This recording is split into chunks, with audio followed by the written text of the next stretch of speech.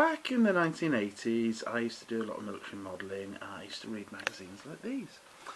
There's a word that was constantly in these magazines, which you don't see too much anymore.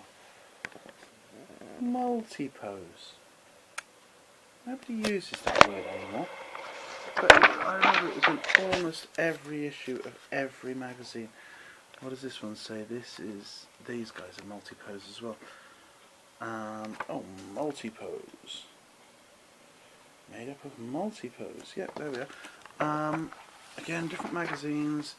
Everyone's recommending you use multipose. They were basically the standard. They were 1/32 scale Airfix figures, which you could put in the different number of poses. They still make them, but they're not as popular now. I've got some here. I bought some just recently. They came in a few different sets. They were all World War II sets. This is the US Infantry. They've got a lot of equipment. They're reasonably well moulded. That's the backs of the heads I'm showing you quite helpfully. I mean, by today's standards, they're not perfect. There are some better mouldings out there today, I must be said. And also the fact that they used 1/32 scale, which was standard back then. I think these figures first came out in late 60s, early 70s. 1/32 or 54mm was standard for figure modelling. But since Tamiya kind of made 1/35 now standard for certainly tanks, armoured fighting vehicles, most figures have gone that way as well. Now, the fact that they were slightly bigger meant it's slightly easier to paint. But also, what's really amazing about them is all the bodies and all the arms and all the heads and all the legs between all the sets are completely interchangeable. As well as obviously all the entrenching tools, bags, weapons, completely interchangeable, which means you can take a body from one of these American infantry guys and put him on a German set of legs and it would fit perfectly. Now that kind of may sound obvious, but it's not actually true with most 35th scale figures today. Here we are, I've got some, actually these are from quite an old set. These are an old Tamiya set of German Africa Corps, and as you can see here, they've got the legs already attached onto them. This one guy's got one arm already attached, and their heads are kind of done in that way of putting half the head on. This means they're not fully interchangeable with other figures. For instance, here I've got a more recent Meng set of 1/35 scale figures, and as we can see here, all the legs are separate from each other, so you have to glue them together. Some of the heads are all in one piece. Some are in that half head format but without the neck. So they wouldn't be fully interchangeable with these Tamiya ones, and the scale are slightly different. But with Multipose, they were all interchangeable between all the sets. Actually, first of all I should say what I've got left over from the 80s. When I used to do my modelling, I kept a load of Multipose spare parts. So now I've got a load of different, well, I've got a Bren gun, for example. So the theory is that with these Multipose sets and all the different varieties available, you could make almost any kind of 20th century soldier. If you want to do 19th century, I recommend you get Hysterex sets, but 20th century you can do pretty much anything. So what I did then, I went a little bit crazy on eBay and I bought some older sets. These are actual Airfix sets left over from the 80s or 70s possibly. Either way, they're absolutely superb. They're still, I think they cost less than the new actual Airfix ones. But there we go, fully bagged sets. Crazy for nostalgia, but also all the arms, legs and equipment I could ever want. The guy I'm going to try and make as an example is this guy here, Richard Venig. He was a sailor, a gunnery officer on the SMS Königsberg, which is in Germany, South Africa in the First World War, a bit of an obsession of mine. But just I'm going to show you what you can do, hopefully. Now I would say that the best legs for this guy would be the 8th Army legs, because they've got shorts on. I would say that for his shirt, for his torso, I should probably use a Japanese torso, as I think they don't have any shoulder straps on them, and they're open shirts which are open at the neck, like he's got there. See what I mean now? I think the 8th Army have got rolled up sleeves, so I'll be using 8th Army arms. That's a pistol holster. I mean, I could use a pistol holster probably off this German set there. The tropical helmet, there's one in the Africa Corps set. That's my little challenge. Okay, so I'm going to try and select my parts now. I've actually got an old 8th Army set of legs, so I'm going to use those. I've found a pistol holster. Can you see that? Tiny, isn't it? I also set up binoculars because he's an artillery officer. This is the tropical helmet from the Africa Corps kit. It's not exactly the same as ours. I'll file it down a little bit to be a bit more like a British one. Of course he's a German officer, but with a British tropical helmet. He captured one apparently. So that looks okay.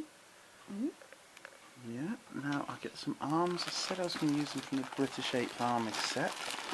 Again, I'm tearing open a 1970s kit for the first time. A special offer to join the Airfix Modelers Club. It's that's all gone a little bit brown. Yeah. Okay, so I'm just filing down a few of the bits. I mean, we have to do this on most kits, but I think you will notice that there tends to be more flash on older kits. Moulding techniques possibly weren't as good back then. Right, I'll start assembling and a bit of painting, and see where we go from there.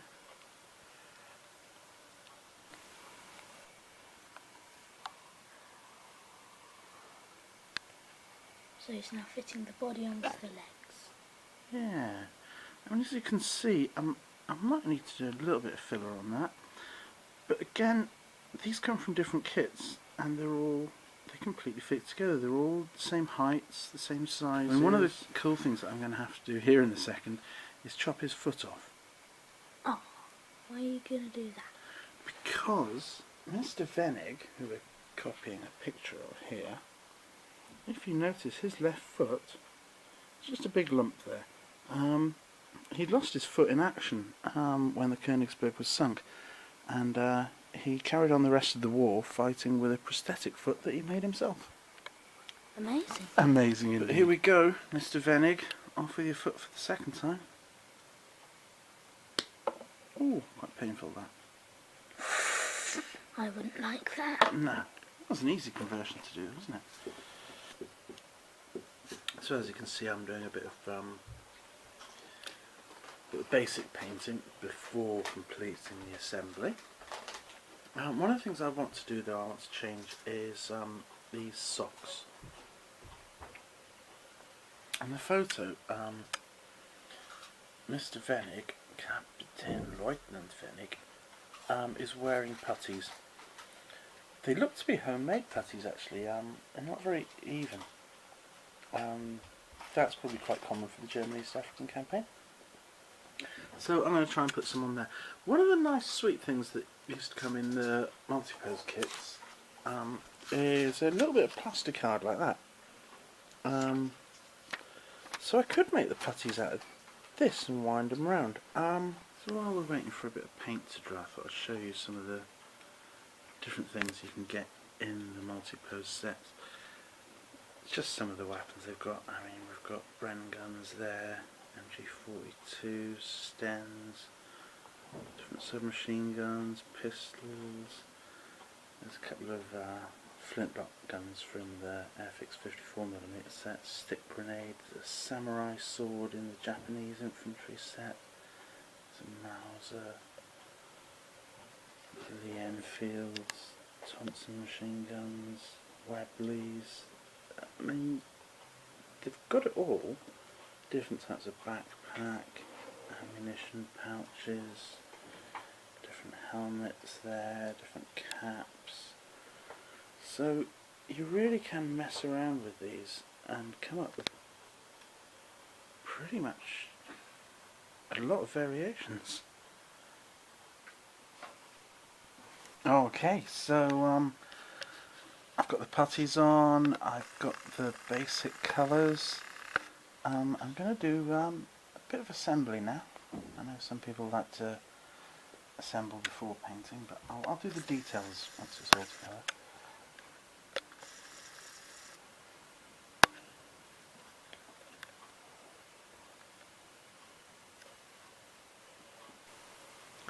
Again, multi-pose kits all fit together in any way.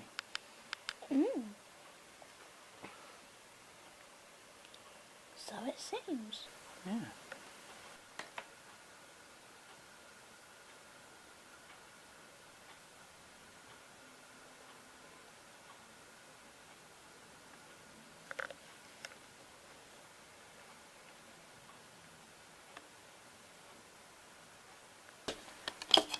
So now it's a lighting up magnifying glass.